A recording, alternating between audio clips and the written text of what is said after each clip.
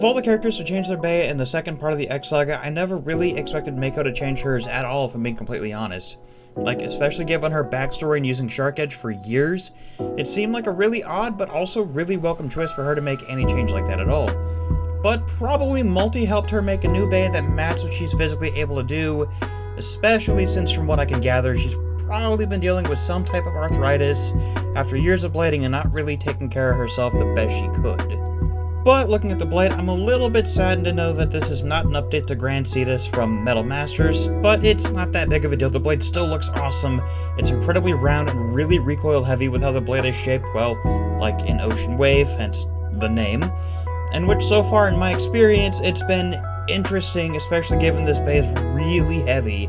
Like 38.2 grams is the average I've seen, which is insane for a balance blade. And you can probably throw this on something like 160 rush or really any heavy aggressive attack type bit and just recoil the hell out of your opponents. The ratchet that comes on this is 580, and I've talked about it in the past. It's not a horrid part, but it's also not something I would pick over, say, 560. But with the way Whale is shaped, the 80 height really shouldn't be too big of a problem. I just wouldn't really use 580 or really most anything higher than 70 on this blade. So just like avoid this altogether if you can.